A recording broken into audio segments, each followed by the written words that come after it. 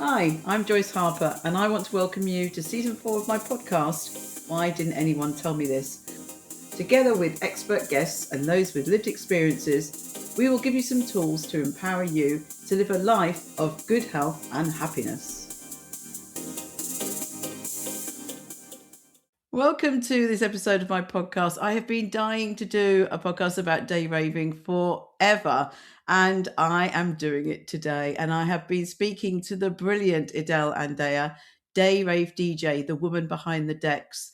Edele is one of my favorite DJs. I've heard her DJ so many times. She's got such a huge following of wonderful fans, and we just always love listening to her DJ. She really gets us all going.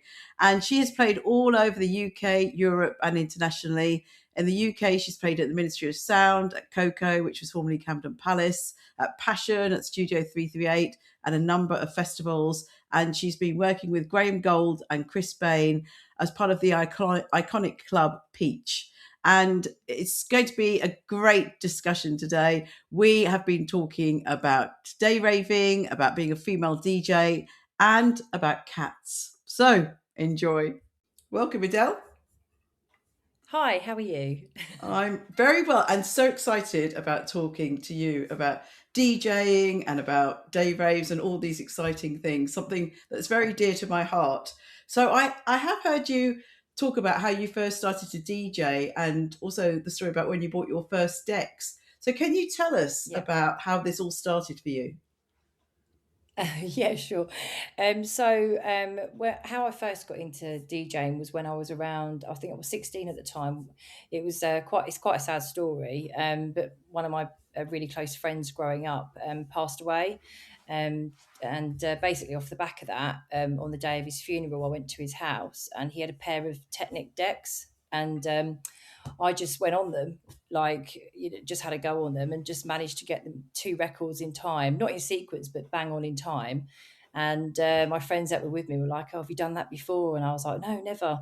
And it just gave me the itch to carry on doing it. So for my 17th birthday, I asked my mum and dad if I could buy some decks, and they only gave me like 150 quid. I think it was for my birthday.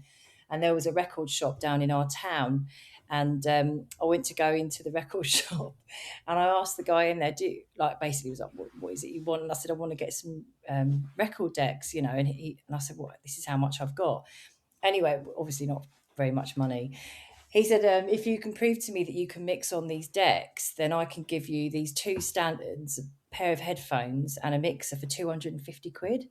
And they were brand new Stantons. And I was like, what? So my dad took me down there, and I left the record shop, and I was like, Dad, you've got to take me home. I've got to go and get some records. I've got to bring him back to the shop, because he said if I can show him that I can DJ, then he's going to give me these decks for like 250 quid. And my dad was just like, what the hell are you doing? My dad was like, we've got a Technic, record stack at home. Why do you need 2 record decks? And I'm like, because I need to mix like the music. And I think he just never really understood what was going on.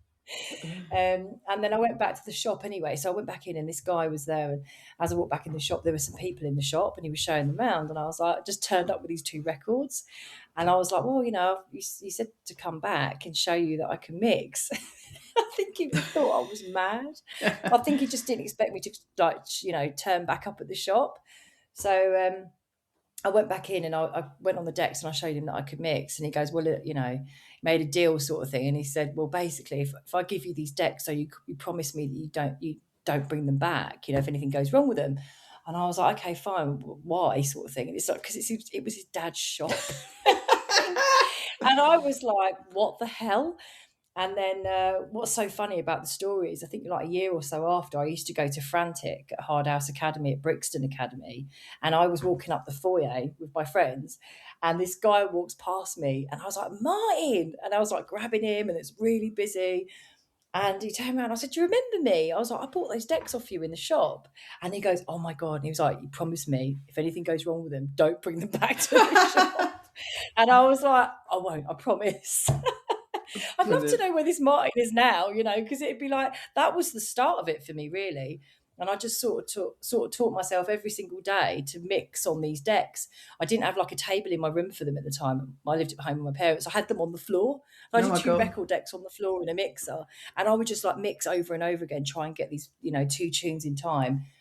And then eventually, obviously, I got my, got them set up. But yeah, it was. I think my parents just thought I was mad because I literally would do it all day, all night.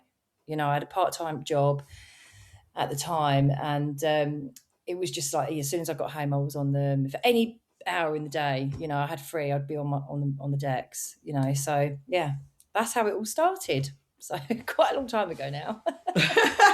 Yeah, it is a long. I know you've been doing this for decades, for a long, long time. And I've seen brilliant photos Yeah. of you when you were, as you said, the person in the crowd, and you are Yeah, still. I was always the raver. Yeah, Yeah, always. I think a lot of people forget that that's basically how it all started for me. For as long as I can remember, I got into clubbing when I was about, the first rave I went to, I just turned 16. I think I was 15, 16. Shouldn't tell my parents that, but I used to sneak out and just say to my parents I was staying at a friend's house, and go to my first club that I went to was Sound Shaft in Charing Cross, and it used to back onto Heaven nightclub, and it used to be a little club, and it was just about 200 capacity max, and it was just amazing. You go in, the DJ was like in a little hole in this seat, like in the above the dance floor. You wouldn't even know the DJ was there. Like you turn up and it was just banging hard house all night, and it was just amazing. I've got so many good memories of that time, and it was just really really good memories. So yeah, that's how it all sort of started, but a very long time ago. But yeah, I've always been a rave. I've always been a raver, and a lot of people say that to me. Oh, it's really nice to see you on the dance floor, and it's like that's where it all started for me. It just so happens that I was alongside that learning how to DJ, but it wasn't only up until I was probably about 21. I did have a couple of sets before that when I was a lot younger, but they weren't playing out. So, but I've always been the other side of the fence, as I would say. So, and that's always how it has been. So, yeah, I and just enjoy it. So, always have done. brilliant. When was your first real gig that you did on Behind the Decks? Real gig. Well, I think my first real gig was in Brixton at a club called Medusa, and it was like a psytrance, hard house rave, like at this club. And I think like the decks, I remember they were like on this table.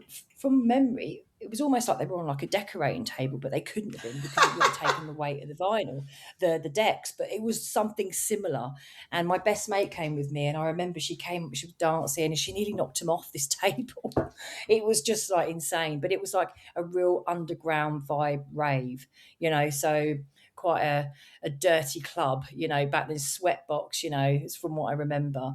And then I did a party in Windsor for some friends, and it was crazy because I used to really be obviously still am into my hard dance music, but I was playing at a party and Karim was playing. I don't know if you've heard of Karim, Yeah. but he was playing there, and so was Spencer Freeland, and Spencer Freeland was one of the residents for Frantic at the time, an amazing DJ. Karim's an amazing DJ. God, he was one of my favourites. And they both showed up at this party and I was DJing there, and I was really young, and I remember thinking, oh my God, like, it's Karim, it's crazy. But they were probably like the first 2 parties. But yeah, so the first one would have been at Medusa because that would have been an actual club environment. But yeah, it was very fun times. And what's it like? We're going to go to everything you do in a bit more detail in a minute, but what's it like to be behind those decks and looking out at the crowds and knowing that you've just got everyone, and everyone's got their hands in the air and they're all loving what you're doing. I've been in the audience many times when you've been DJing, and it's electric. It's absolutely amazing our side. So what's it like for you? I think it's quite bizarre. I think the time that I actually was blown away when I did my first set at Camden Palace, well, KOKO, for Peach as a resident, because that was somewhere that I'd be every weekend with friends. We'd go to Mind Over Matter, we'd go to Peach, we'd go Sunny Side Up, and it was always in Camden. And there was one time I kept thinking to myself, like, it felt like we lived there because we were there every weekend.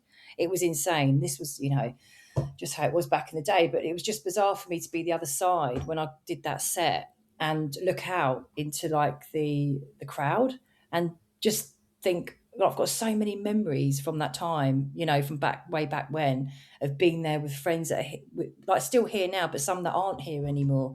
You know, there's a lot of memories in that place, and I felt quite emotional after my set because it was just something I never thought would ever happen. It was quite crazy, and since then I've played there quite a few times, and every time that place has, I don't know, there's something quite magical about Camden, about KOKO. It always has been. There's a real energy in that building. So, but yeah, it's just amazing. And it's so good that, you know, when you look out into the crowd and you've got everybody there and they're sort of all there, you know, not just for me, but for the event, for us, it's incredible. And they bring the energy because you feed off the energy. It's all about the people that are there. Because if you were just standing there and not even moving or enjoying it, then, you know, it's all about the ravers. It's all about the ravers at the end of the day. It always has been. And I think, you know, we've got such a good, we've got a good crowd, you know. Peach has always had a good crowd. It's such a lovely, you know, always has been a really lovely club, you know, place to be. People are just always really open, welcoming. And you could go there for the first time ever and be totally, you'd feel like you knew everyone. You know, that's how it is at Peach. So, yeah, I feel very lucky to be Yeah. where I am right now.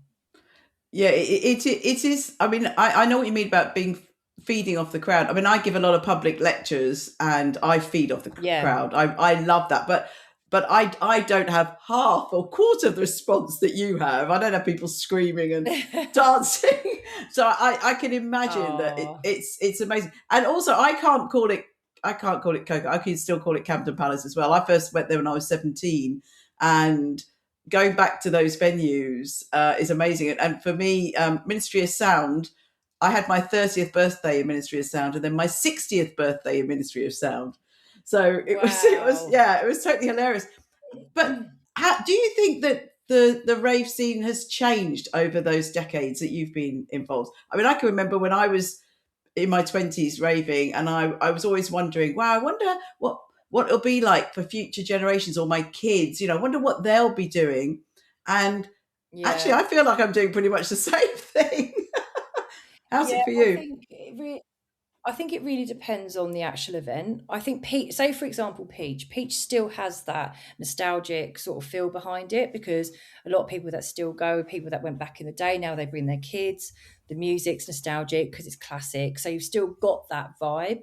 But they're, on the other hand, some of the clubs now are very different, and you've got social media, haven't you? So that's changed, and that's played a big part in how things are now. And yeah, I don't know. It's just I think technology's changed changed things massively. I think with Peach, we've still definitely got that vibe. It's still, and also a lot more clubs now. Like you've got Mind Over Matter, Sunnyside Up, all that sort of old clubs that are, you know, still here, still around. At Strawberry Sunday, I've still got that. But I think there are a lot of different clubs that are very sort of Instagram focused, is what I'm trying to say. Very social media focused, social media led. We don't have that because there's not many people with phones out now. But there are nights like that. Like you know, look at the Universe in Ibiza, for instance. It's very social media led. There's a lot of phones in the air. We didn't have that back in the day. So I'm glad that we didn't have social media back in the day. So could you imagine what it'd be Yeah, no, like? I totally agree. With the phones, with Peach, it is an older crowd.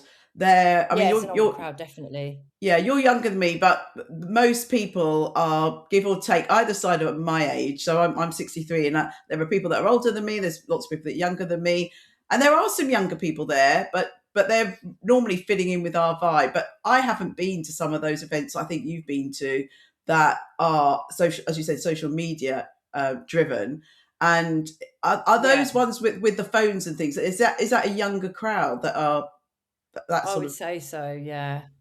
Definitely a younger crowd. It's like Instagram, you know, all Instagrammable, all of that. They love all that sort of stuff. And I think it's definitely the younger generation that are out with you know, got the phones out. I think they're missing a trick though, because, you know, there are a lot of people implementing not having phones anymore. And then they're saying, you know, they're in the vibe and they're in the moment. But that's how it was for us. We didn't Yeah. have phones. We were in the moment. But I think we're quite lucky with what we do at the moment because we still have that. Like if you go to Peach, there's hardly anyone with phones out. I mean, no one really has a phone out. maybe people take pictures, but it's not like, on the dance floor, people don't have phones out and they're all like, videoing constantly. And also as a DJ, it's really uncomfortable when people have cameras in your face because it's quite off-putting. You're trying to concentrate, and then if you've got somebody like really in your face trying to record you with a beaming light, it's like, oh my God.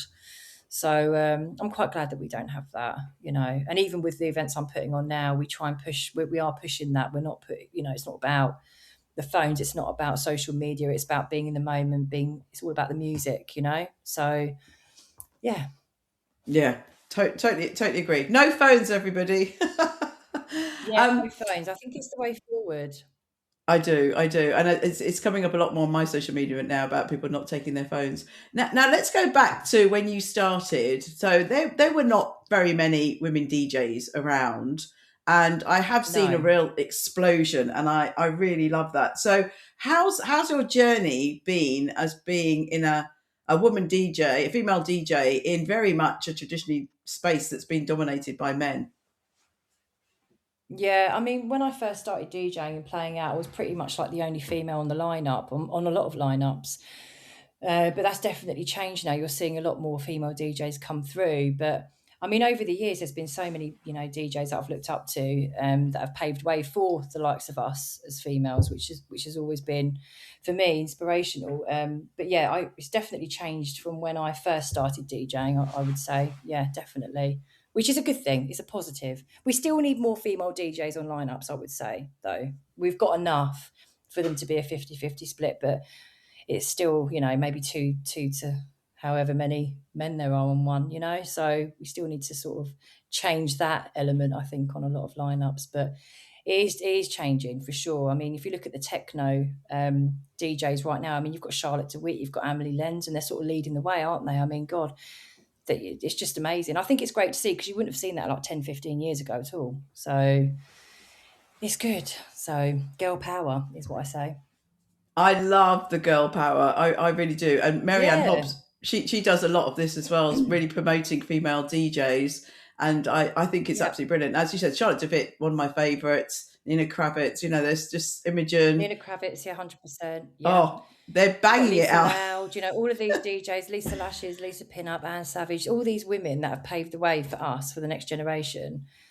Yeah, hats off to them, because I can't imagine what it would have been like for them, and that's like another 10-15 years on top of me. So, and I found it quite difficult when I started out. So, but things are changing, times are changing, which is great. And you're seeing a lot of women now leading the way, like actually, so it's great. I think it's a good thing.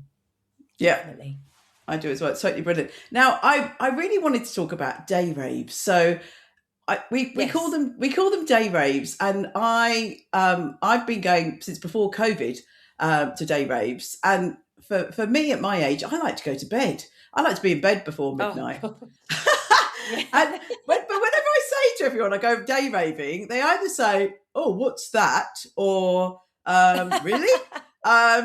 So, Edele, what is a day rave? Tell everyone what a day rave is. Oh God, a day rave. I love day raves. Like you say, I mean, what I love about a day rave is that I turn up, I do my set, and when I get home, I've still got, like, I can have a cup of tea and I can go to bed. Like, I actually have a good night's sleep.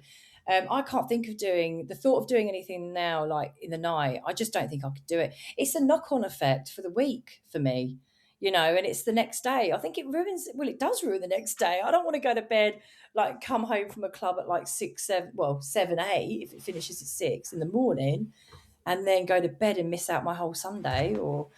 And that just, I mean, it's a knock-on effect for the week for me. I'd be knackered, so, but day raves are just great. I think everyone's just in the moment. Everyone's got energy, it's great. And they're a lot of fun, and it's safer as well for people to get home, especially women, like you're able to get home at a reasonable hour and be in bed by a reasonable hour. Well, you've got a choice, haven't you? So, but yeah, I love them. I think they're great, and they're definitely the way forward. I mean, I don't know many nights now that are putting on, events that are putting on night events. So, and if they are, they're once in a blue moon now. So, but yeah, they're definitely way forward. Definitely for me anyway, personally. I think we are leading in the UK though. I think that in other countries, they're not so common, and they're still doing the all-nighters. Really? Yeah. Oh no, I can't imagine it. I think as a DJ as well, for me, I'd be knackered. Like if I had a set at 4 a.m, oh my goodness, I'd be so tired. I literally did a set not so long back actually. I was DJing in Norwich and my set was quite late. I think it was like midnight till 2:30 or something. But I was really tired after it because I haven't done anything like that in a long time. You know, it's just, but yeah, I definitely prefer the day raves for sure. So definitely a way forward for me. Anyway, so no booking me on night events, anyone. Is what I'm saying. I'm totally with you. I think I do a lot about well-being, and for me, one of the things we've really got to look after is our sleep.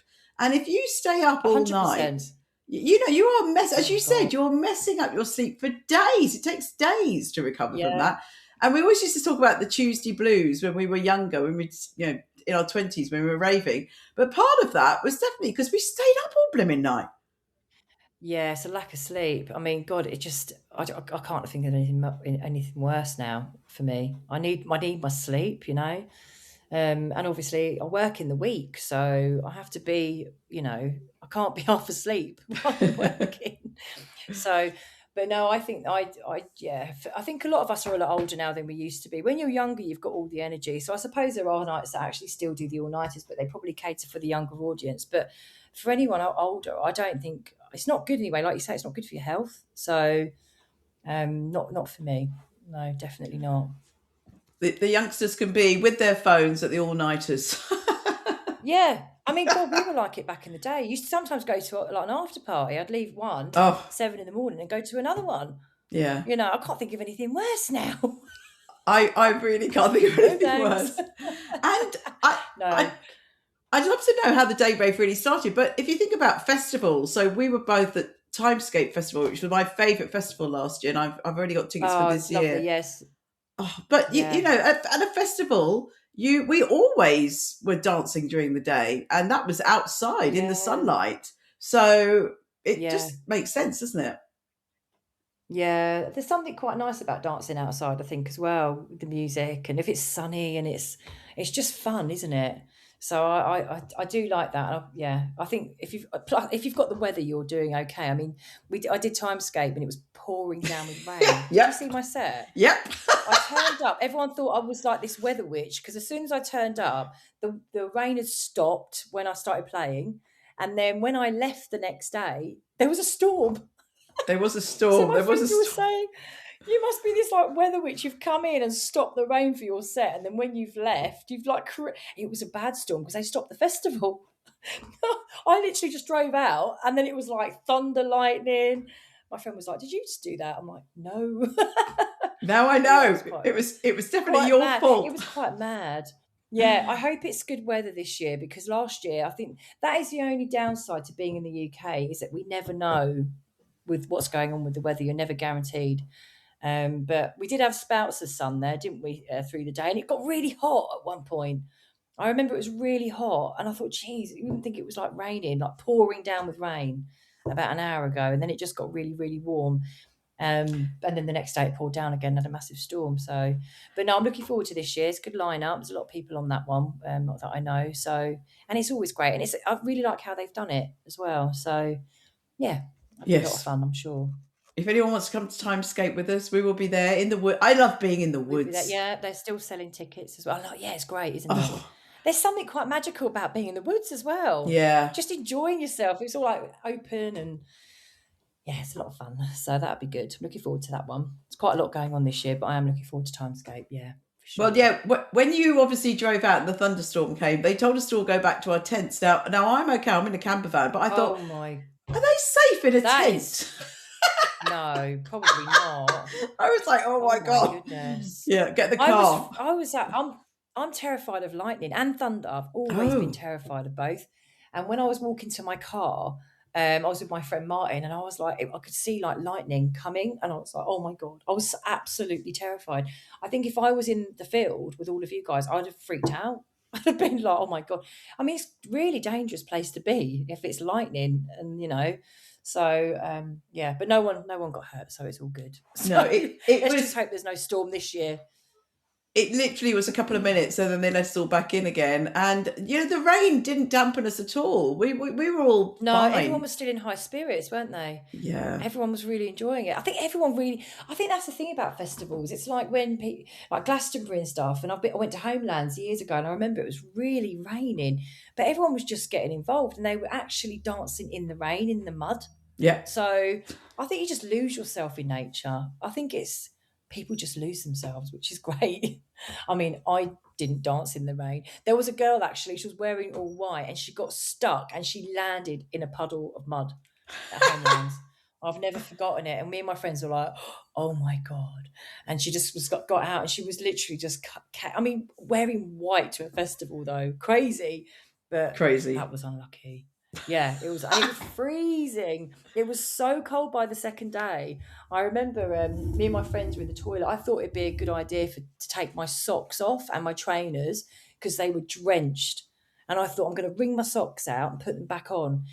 I still remember this as clear as day because it was the worst thing I ever did. Putting socks back on cold feet Yeah. when they're wringing wet, cold socks, and then putting your feet in cold trainers, wet trainers. Oh my, I can Ugh. still remember it. It was so bad. I was literally going, oh my God, oh my God. It was so bad. It was so, and then putting them back on. Oh my God, it was so bad. But yeah, things you do. I mean, I had no choice. What would I have done? But I would never do that again. So yeah, anyone thinking about doing that, don't do it. Good advice. Good bit of advice. Good bit of advice. Now, we've been laughing quite a lot already because to me, music and raving is something that brings me so much joy. It brings me freedom, it helps my well-being. And I've put your podcast in a mini series about ways to improve our mental health because I think that music, dancing, raving really does improve our mental health. What do you think? Definitely. 100%. I mean, if I'm ever down, I just put a track on or put music on, turn it up, and I feel it absolutely lifts my mood. I mean, going out with friends and listening to music, hearing your favorite DJs play your favorite tunes. I mean, what is there not to love about that? Definitely great for your mental health. I think that's why a lot of people go out. Even now, I think it definitely helps. And dancing. I mean, it's like exercise. So it's a winner, isn't it, really? If you think about it, it's a win-win. So, yeah, I think everyone should just go out raving, basically, listen to good tunes. That'll definitely lift your mood. Come and see us at Peach. We'll definitely lift your mood. Or anywhere, anywhere that's playing good tunes, some DJs you like. Just go and buy a ticket and go and see them. You won't regret it. It's always fun, isn't it? So, and being around your friends. So I think there's a lot of like little communities like that now, isn't there? You've got the solo ravers group and things like that, and they all meet up. And I think it's lovely because these people at one point probably didn't want to go out because they were by themselves. And now they've got all these groups where they just meet up all together. They've made like friends, which is fab. And they will come to the events. And I think that's just brilliant, So, yeah, I think it's definitely good for you. So I agree.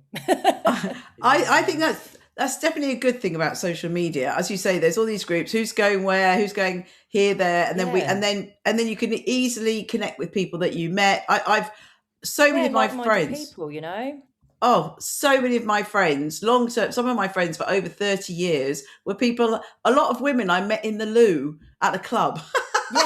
Yeah. It's the best place to meet people, actually. You can talk there. You can hear I've each done other. that many a times. You do. Yeah, many a times meeting people in the toilets. You make toilet buddies. So, but yeah, no, honestly, I think it's the best thing, and I think these groups have actually probably helped people in more ways than that they can imagine. So, yeah, it's good. It's great. So, and you see these pictures of them all going out as well, and there's loads of them. There's loads of people in these little groups. So I think, well, they're not little, they're big. But, I think it's great. So, and when you go out as well, it's like everyone all really looks after each other, which is how it used to be, but in bigger groups. So like if I go out now, I know quite a lot of people and everyone knows everyone. They do. You know what I mean? I don't know anyone that doesn't know anyone. It's like it's like a community now, It's great. It's really nice. And everyone looks out for each other, which I think is fab. So it's how it used to be. It's how it should be. So, and I've been to quite a few events. on my own. Some I've been to a few Peaches on my own, but I've never really been on my own because, as you said, the minute I've walked in the door, there is that community. It's such Yeah. a brilliant day rave community that we've got. It is unbelievable and so good for people. Lots of people there that probably wouldn't go if they didn't have that community. So it's really helping loneliness and a sense of community. It's just a win-win situation for me, as well as all the dancing and the music Yeah. and everything else. Definitely. A lot of people that I speak to that have met through these groups have said the same. I think they've been like a massive lifeline for a lot of people, because a lot of people, like, are on their, a lot of people are like sort of on their own now, and, kids have grown up and they're sort of at a loose end. So these events, I think a lot of them probably didn't want to go because, like, go on your own, it's quite daunting. But these little groups where people meet each other and they're all like-minded people, like the same music. I mean, a lot of them probably all like best friends now, I'm sure. So I've seen that actually with a lot of these groups. They're very close, quite a few of them, which I think is great. It's perfect. So, yeah. And some people have met their future partner and then they've got married. Yes. Yeah, and that as well.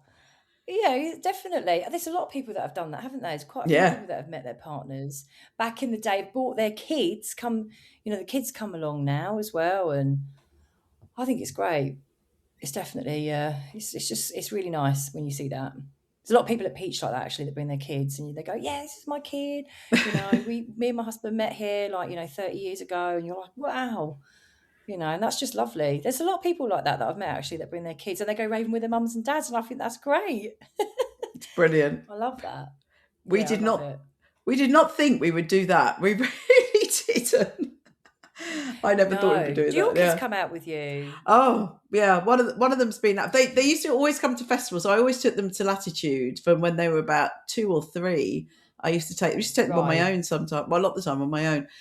Always some other friends. And their dad never used to like festivals, really. And I've always loved them. So they've been to a lot of festivals with me. They have been, not clubbing, but they've been to my eldest son came to see Underworld and Groove Armada at Audley End House last year, because that's right near where we live. That's so cool. It's cool, but they don't quite. They think techno and trance is noise, so we like different music. Yeah. I suppose it's a different generation, but it's just like us. I mean, some people like things. Not everybody likes the same things, so. But yeah, I think my niece and nephew, they're not into dance music at all. It's not their thing. If anything, they're into grime and stuff. Ugh. Stuff I don't really get but that's cool because maybe it's their generation. So it was just our generation when we grew up in the 90s. It was all trance. It was hard dance music. That was, how it was back then. And I think for me, it's always stuck. I've always loved it and still do. So I'm just very lucky to be able to play it now, which is great. So to all of you guys, which is fab. But yeah. And we love it when you're playing it. It's so fun. I've spoken to so many people like this. People just like different types of music, don't they? And we can't force ourselves to like a different type. So I know I like techno and trance. They're my number one. House is third. I suffer house. I was at Drumsheds on Saturday at the Hacienda. That I just about was okay, but it didn't really totally do it as much as hearing you DJ or someone like Jeff Mills or something. So we've just got to go with it. We're not going to change, and I never try to change anyone. We just all. I remember Richie Horton saying we all vibrate differently, and so we all like different types of music. Yeah, everyone's at a different vibrational rate, And I think, imagine if we all like the same thing, it'd be boring, We've all got to be into different things. It'd just be really strange if we all like the same stuff. So, but yeah, I mean, I've got a lot of friends that like house music. Some of them don't like hard house, so some of them don't like trance. It's a real mixed bag, but sometimes actually they think they don't like it, and then they come to an event and they go, "Oh, I really like that." I'm like, I thought you didn't like trance. Oh, but I like that. It's trance. It's like, you told me you didn't like it, and they go, "Oh, I'll come to this again because I like that." Oh goodness! And you're like, But it's trance. Yeah, some people don't know what some people don't know what genres and what, I think, half the time.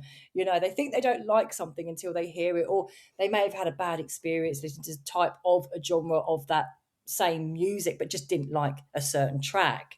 I think it happens a lot. They go, "Oh, that was too hard." And you're like, well, hard houses can be quite funky, can have a groove in it as well. It doesn't have to be all like hammers and nails, but Yeah. people forget that.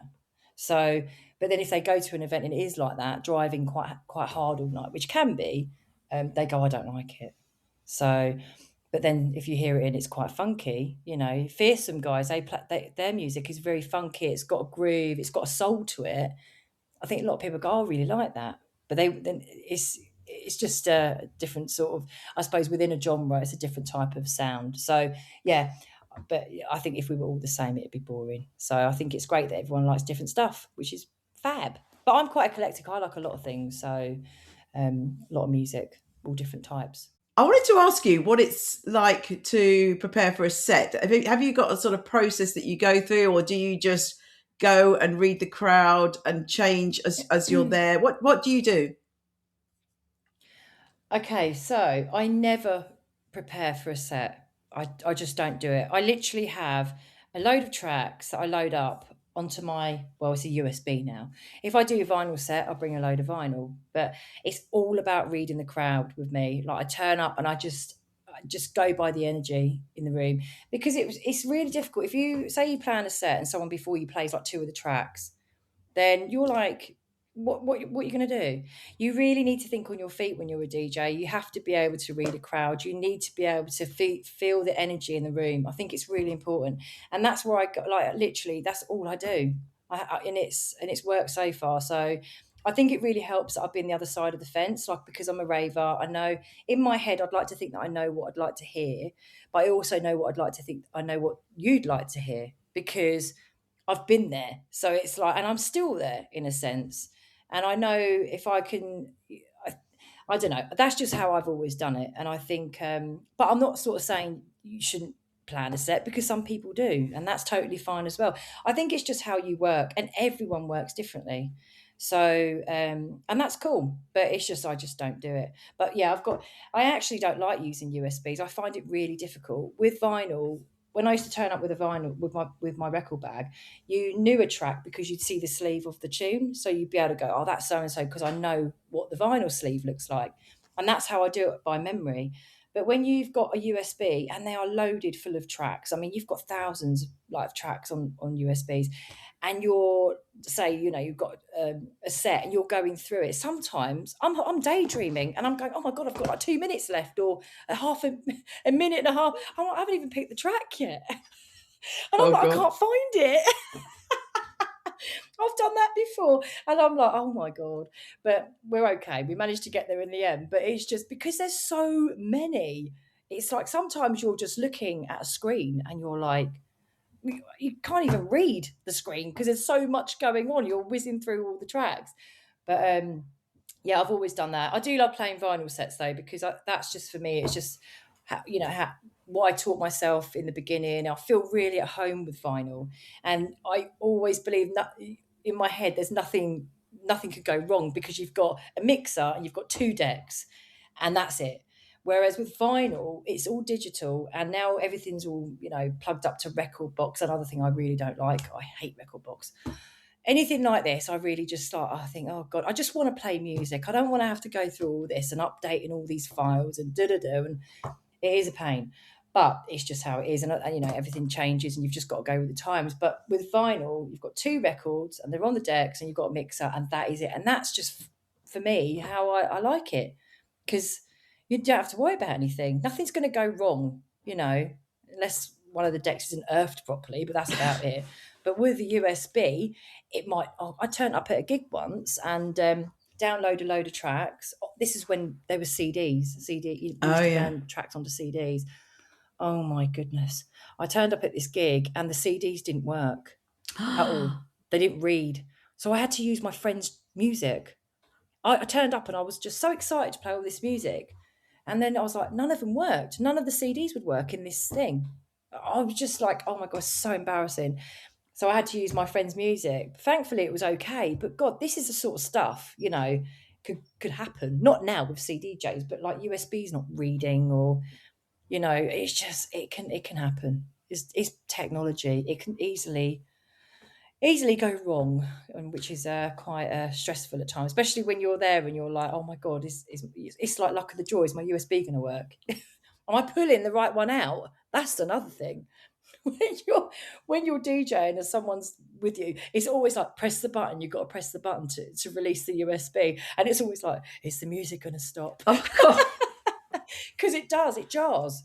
If you pull the wrong one out, it will jar the music. And so imagine, so it's always like really funny, because if you're like, I've done it a few times with DJs, and they're always like, you press the button, you press it. And it's like you go, and then you're like, and then you pull it out, and you're like, yay! Nothing stopped. As you were. Wow. I've watched you and other people when you've gone up to the set of the decks, and if it's somewhere where you haven't been before. Normally I'm seeing you where we have been before, but I've seen other DJs go up somewhere, and then obviously someone's sort of shown them a few things, and then they've just sort of got on with it. Yeah, you have to. But it's so much equipment. It's like a handover. Yeah, but it's so much equipment, and I'm just thinking, how the hell? And it's always so dark, and I was like, how? Yeah, I mean, is it ever daunting that you get up there and you think, oh, Jesus Christ, what's going on here? Yeah, when it's dark. See, the thing is, when it's dark, that can be, if you're playing vinyl and it's dark, it's an issue, because you've just got the light on the deck, which is barely anything, so you have to bring a little torch.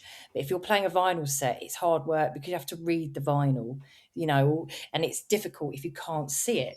So I go, but obviously with vinyl, you go by ear anyway. You go by, you know the tracks. That's how you teach yourself how to mix. But you still need to be able to read it and see when the breakdowns are. If it's not 2 tracks on one vinyl, if you're just, because you can see all the markings in the vinyl. But if it's dark and you can't see it, you're literally like, it's a struggle. I mean, my eyes aren't good at the best of times. No. And I wear glasses, I wear contacts. So for me, definitely important to have at least a light that you can be able to see. But then if you're on digital, you've got the decks and they're all set up, they're all lit up anyway. And the new ones now, they're really bright, But I think, sometimes some of the clubs are really dark, which is, it's not great. I think you still need a nice level of lighting to be able to see, and not like, walk into something. I've nearly done that before. Or fallen off a stage or something, because you can't see that there's a step, Yeah. And that can, that I think I've done that before, but not recently, thank God. But yeah, I mean, it's easily done, because some clubs are quite really dark, aren't they? So no, I think it's important to have good lighting. So yeah. With the USB, so when I give a talk, I have my laptop and the USB, and I've been there sometimes when my USB hasn't worked. So do you always have now a couple of USBs? I have about 5 in my bag, so just in case. Yeah, you've just got to be prepared, because I'm actually going to get some more. It's just one of those things. It's like you just never know, and if nothing, if they don't work, you've got to at least have some backup. You can't just turn up with one. Yeah. So, but yes, there was a time when I DJ'd at Fabric, actually, and I was up DJing with another well-known DJ, and we had the same USBs, and no one has these USBs. They're quite, I suppose even he said, like, he's never met anyone with the same USB. So I went on after him, and he pulled out my USB, and it went silent at Fabric. Oh God. I won't mention who it is. But I was like in the middle of a mix, and I was like, and it went boom. And he was like, oh my, looking at me with my USB. I'm so sorry. And I was like, oh my God. I was like, that has never happened. He was like, oh my God, that has never happened to me. Like, no one has ever had these USBs. So now I actually need to put something on mine, maybe like a pink sticker or something bright, so they know it's not theirs, because I mean, it was so, at the time I felt like, I just didn't know what I felt like at the time. I was like, oh my God. But now I look back, it was funny, at the time it was just like, oh my God, first set of Fabric and that happens. And people probably thought it was me. So now you know it wasn't me, guys. Okay. No, everyone that was there, it wasn't her. Everyone that was there, it wasn't me. Do you get nervous? Yeah, I mean, I think God, I think if it's like people said they didn't, I think they'd be lying. Of course, you get nervous. I think even if it's maybe not as much as some other people, I don't know, but I think nerves are a good thing because maybe they sort of, for me anyway, I think they're good nerves. Yeah, I'm doing it a long time, but I think it depends on the event as well. It depends, like when I did especially when I do Peach and they're at Camden, it is quite full on. It's quite overwhelming. I mean, you're walking on the stage and you've got like a theatre and you've got a lot of people there, and it's like sometimes I have to sort of zone out, like just to try and get myself through it, because it can be quite. I've been at times when I've been totally fine, other times I've gone, oh my God. But you just have to get on with it. And once you drop the first track, you're usually fine. It's always the first mix that you just go, oh, is it going to go all right? And once you've done that, then you're in the groove then. And then I'm just so in my element in just sort of getting it done. And, then it's before you know it, it's over. So, but definitely still get nervous, even if it's, a little bit, but yeah. Because it means a lot. I think it means you care. So definitely. Yeah, it's like when you give a talk, the first minute is the hard minute, and then after that you get in that flow, and then you enjoy it, and then you feed off the audience. So I couldn't do public speaking. I'd be absolutely terrible. I'm so nervous about doing stuff like that, but I can DJ in KOKO, Camden, totally fine. But talking in front of people, no thanks. Again, we're all just different, aren't we? We're wired differently. We do different things. Some people absolutely love public speaking. I've got people that do it at work and they love it and they're really good at it. But I can't even say my name. I'm just like, hi, my name's Edele, and I'm like, I'm going to faint. I just get really nervous. So how are you feeling about doing the social media then? Because you're doing a lot now. You've got a really big following. You've been making some reels and you're getting yourself out there a lot more now. And we all love it. We're all so happy that you're doing that. And you've got some events that you're organising now, and it's you, and they're selling out really fast, and everyone's like giving you. I've seen all the love that's pouring out there. I can't believe it.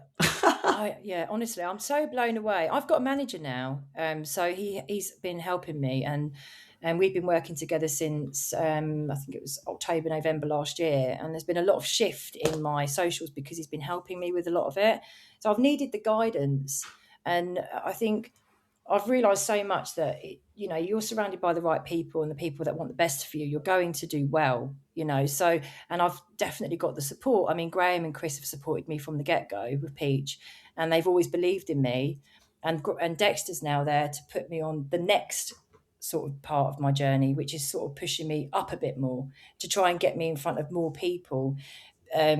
And with the social aspect, he's really been helping me with that.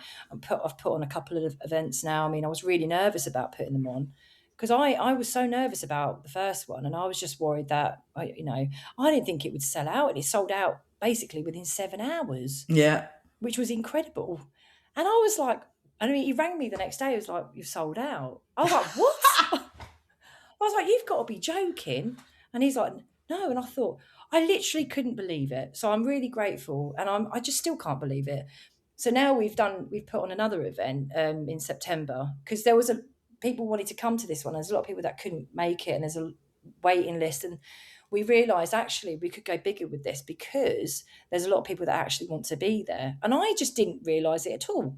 So now we're doing the next one at XOYO, which is going to be huge. And again, I'm very nervous, but I'm just hoping it will do well. So we've got till September. But the tickets are a really good price. We're not, it's all about the music, and that's how it's going to be at both events. So and it'll be me doing the majority of the night, pretty much like an open to close. I'll have one warm-up DJ, and it'll be me for the rest of the evening, and I'll be taking people on a journey. So what a lot of people don't realise is that I like a lot of genres, and I'm sort of mixing it up a bit. So I'm going to be taking you on a journey, not just through what you know me for now, it'll be a lot of different music. So quite excited, and I think having a longer set will be something very different, but quite fun. I think a bit of a challenge, but fun. I really don't know how it's going to go, but I'm sure it'll be fine with all of you lot there. Yeah. So again, it'd be all about the energy, in the room, and me feeding off the energy and having the support. But I'm totally blown away. Honestly, I'm so grateful, and I honestly cannot believe it. So it's definitely something that's it's made me happy. Really, really happy about it. So it's all good now, and I'm in a good place, and I've got some really exciting gigs coming up, and it's just I'm really excited for this year, and hopefully off the back of this year, next year will be even better. So that's how it's going. So fingers crossed, we're on to a good thing. You're in a field that is male dominated, and it is hard for women, for sure. If there was a woman now that wanted to start DJing, would you give her any advice? Yeah, I mean, I'm supporting women DJs all the time, and I'm trying to do like 50-50 split with Peach Goes Hard. I get females on there as much as anybody else, and just keep at it. And if it's something that you love doing, just carry on. Just keep doing it. Don't let I suppose don't feel that you're not capable or good enough just because you're female. Just you just got to keep at it. That's what and I always give people, the thing is, a Peach Goes Hard, what I'm trying to do now is with the females, I'm trying to give them a platform and showcase them, because I think it's really important, because I still believe that some of the nights now they're not fair split, even with lineups, there isn't enough females on them. It's better, but there's still not enough, and we need to sort of push for that. So just keep at it. Why not? So that's Great what I've done. advice. I've just kept at it. Haven't stopped, and you're going to get people that are going to say things or whatever, but just don't let it affect you. Just keep on. If you something you enjoy and love, you just got to keep at it. So that's my advice anyway. Love it, love it, love it, love it. This is a real hard one. You might not have an answer. Have you got a most memorable set, one that you've really loved? That might be an impossible question. Yes, my most memorable set. Oh God. My most memorable one would be the one that I told you at Camden when I turned up. It was my first set at Camden for Peach, and I rocked up with my record bag, and I just did a vinyl set for Peach on my first ever set for Peach at KOKO, and it was just amazing. It was amazing, and I played vinyl, and I was just so in my element. And the place just erupted. It went. My first track was Access, and when it dropped, like literally there's videos, the place just went wild. People just like going mental. It was just insane. The energy in that place that day was something else, and that'll always be my favorite set.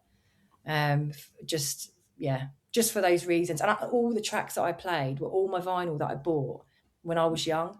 So all the tracks that I played were tracks that I've heard at Camden.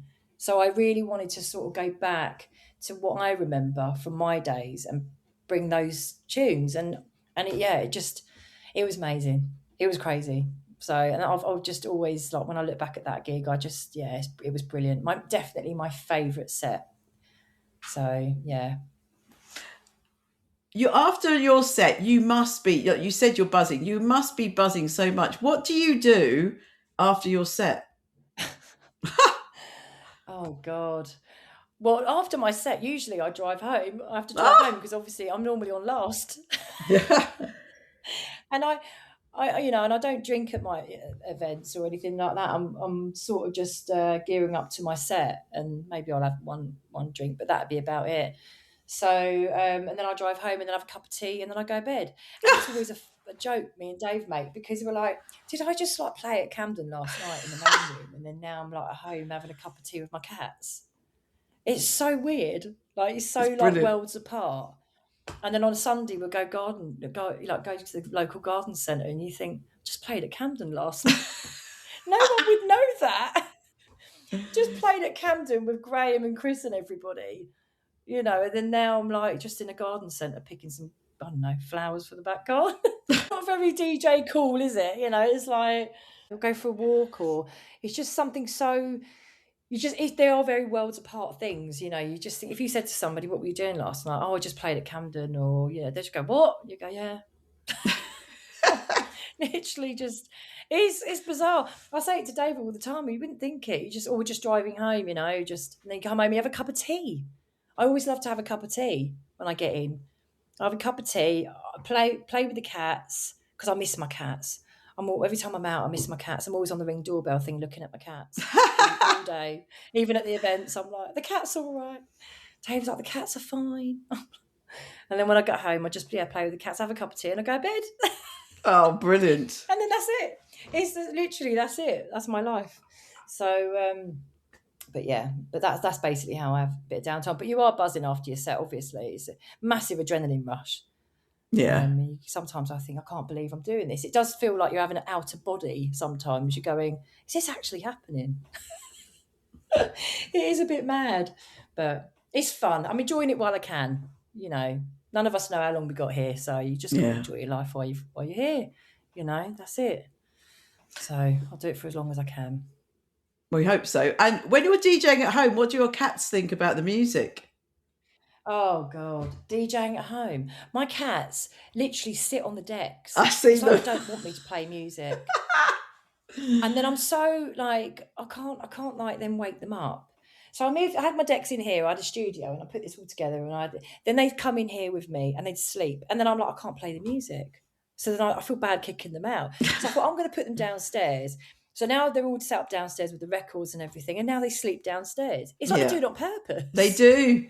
And then when I go on the deck, say if I put the vinyl on, Lucy, my tabby one, she sits by the deck and then she'll start touching it, or she'll just be really annoying. Just be like, I can't have a mix when she's literally there, and I can't turn the speakers up because I'm scared I'm going to deafen her. So I'm literally like, oh my God. And then I end up turning them off. So, but I've got a few gigs coming up now, and I really do need to get my playlist together and just listen to some of the stuff that I've got on my USBs. So I will be doing that. And getting some new tracks. So I want to listen to them through the speakers. That's what I'll do. Basically, that's how I sort of prep for a set. I'll be listening to the tracks through the speakers to hear what they sound like and sort of think, oh, would that sound good in there? So I need to do that. And when they're in there, I won't be able to do it. So I'll have to kick them out. So they'll have an eviction notice soon. Mine love walking across the computer. If I'm really ignoring them, they'll just walk across the computer and start, touching the keys. Oh. And then the minute I sit in various seats through the day, sort of just for variety. The minute I'll get up from one and go get a drink, I'll come back. One of them will be sitting in my chair. Oh, that's another thing they do. Yeah, they do that. They do that when I have dinner. If I get up, I did it to Dave last night. He went to the cupboard. He came back. Levio was sitting in his chair. He was just like, okay, I'll sit in this one then. It's so funny. They rule the house. Yeah. This is their house. We're just the lodgers here. That's what it's like. Definitely. It is. Yeah.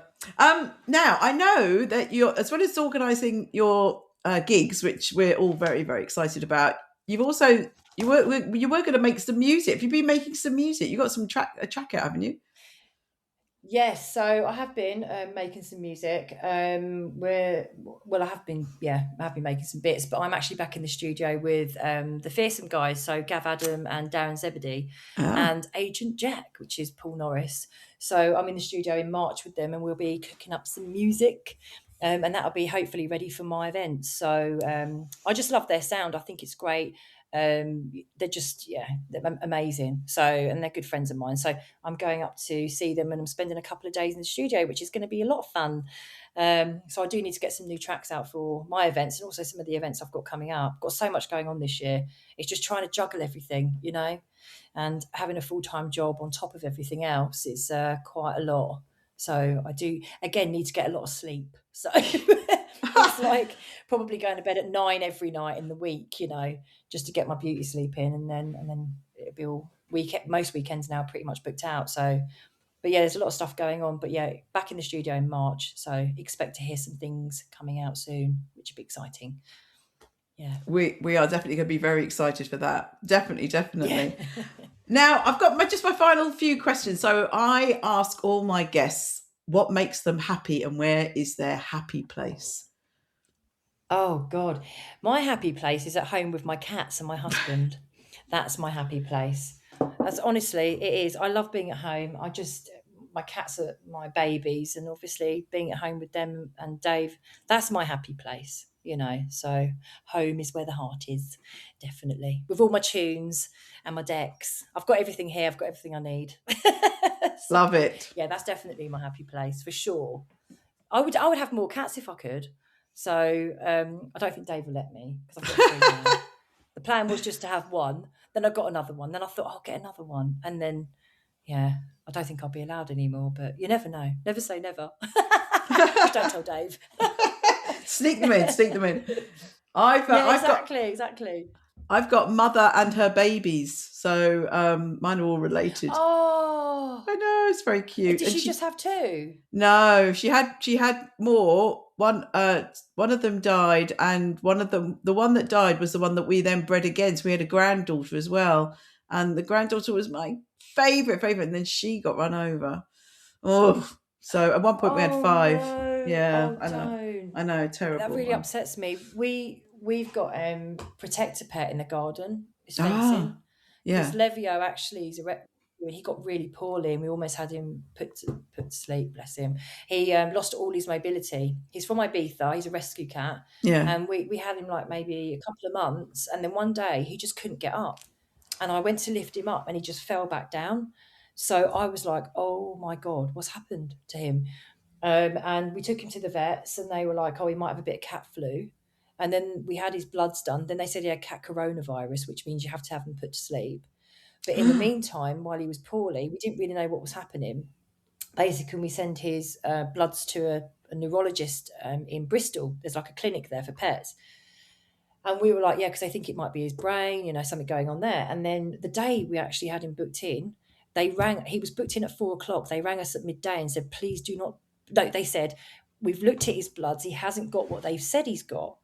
So we'd like to see him. And we're like, what?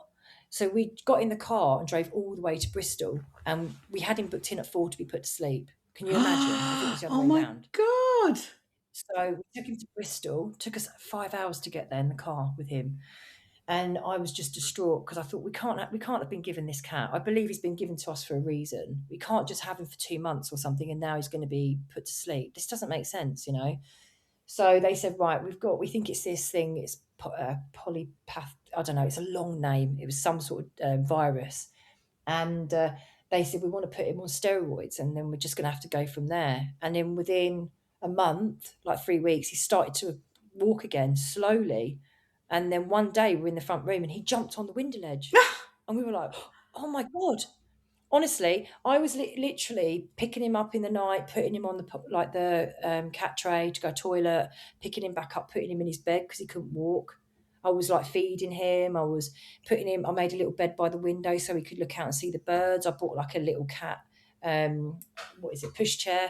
So I'd put him in it to go for a walk in the garden because I was so sad because I thought, this doesn't, you know, honestly, I was upset every day. I just was so distraught because I thought I can't bear the thought of being given like this cat and then having to sort of let him go. I just thought, I'm not giving up on him.